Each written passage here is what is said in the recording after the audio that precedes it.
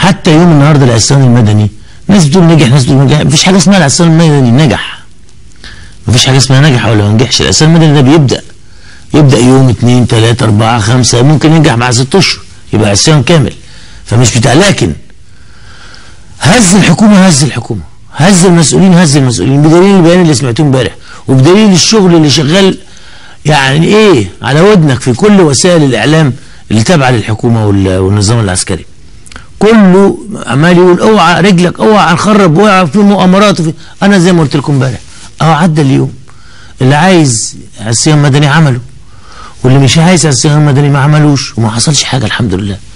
بلد بخير، ولا في حاجه ولعت، ولا في حاجه اتحرقت، ولا في حاجه خربت، ولا في مؤامرات، ولا في كلام. كل ده كلام تخويفي زي بالظبط الكلام اللي كان بيتقال لنا في 25 يناير اللي فات. كانوا بيعدوا تحت البيوت ناس لابسين ضباط جيش يقول لك خلي بالك في حد جاي من هنا، في حد جاي من هنا، ما فيش حد جاي ولا حد رايح ولا حاجه خالص.